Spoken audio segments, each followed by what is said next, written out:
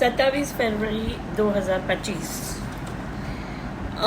Corporation demolition करती है एक कंस्ट्रक्शन का, एक बिल्डिंग का ग्राउंड +1 और 2 एक कंस्ट्रक्शन था और उसका डिमोलिशन करती है क्योंकि वो इल्लीगल कंस्ट्रक्शन था।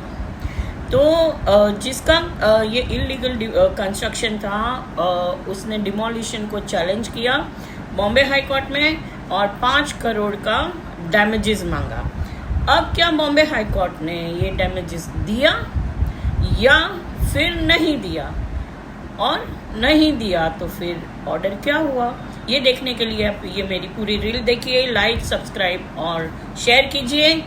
और ये जो केस है बॉम्बे हाई कोर्ट में Hanuman Jairam Naik versus state of Maharashtra और सिडको, बात ये है कि एक 50 साल पुराना स्ट्रक्चर था, उसको तोड़ के पिटिशनर ने ग्राउंड +2 बनाया और उसके पास कोई भी कागज नहीं थे, कोई भी कागजात नहीं थे और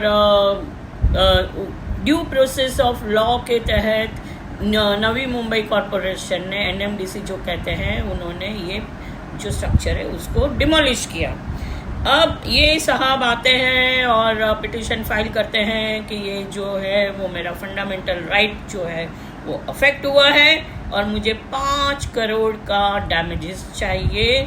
और माननीय हाई कोर्ट को अपील की कि आप डायरेक्शन दे NMDC 5 करोड़ मुझे कॉम्पेंसेशन दे क्योंकि उन लोगों ने मेरा स्ट्रक्चर तोड़ा। अब ये करने से पहले ये महाशय जो है वो ये नहीं देखते कि उनका स्ट्रक्चर इल्लीगल था। कोई भी इल्लीगल होता है वो चाहे कितने भी साल हो वो इल्लीगल ही रहता है, चाहे धरती कंप आए, सुनामी आए और वो बच जाए स्ट्रक्चर तो भी वो इल्लीगल रहता है। तो कभी भी आके ड्यू प्रोसेस ऑफ लॉ के तहत कॉरपोरेशन उसको डिमोलिश कर सकती है। और यहाँ पर बॉम्बे हाई कोर्ट ने सही तरीके से ऑर्डर दिया और उन्होंने कहा कि ignorance of law is not excuse.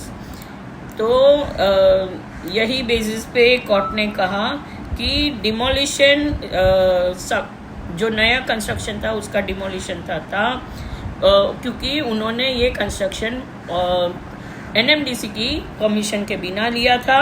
और तुम ये समझते हो कि कंस्ट्रक्शन कभी भी रेगुलराइज हो जाता है आफ्टर स्ट्रक्चर खड़ा हो गया, फिर भी रेगुलराइजेशन के लिए आप अप्लाई कर सकते हो, वो गलत है। और कोर्ट ने आगे क्या कहा, कोर्ट ने ये कहा कि जो पिटिशनर और जो सिटीजन कोर्ट के सामने आता है और कहता है कि मेरा कॉन्स्टिट्यूशन राइट जो है वो वायलेट हुआ, वो अपना पहले जिम्मेदारी भी देखे।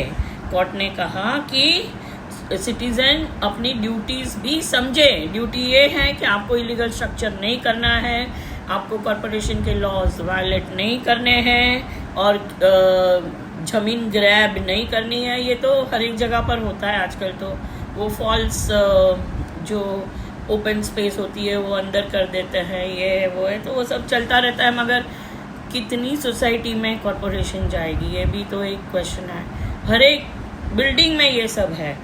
तो कानून अगर कड़क इस तरह से नहीं होगा, ऐसे जजमेंट और भी आने चाहिए तो ही डिसिप्लिन आएगी।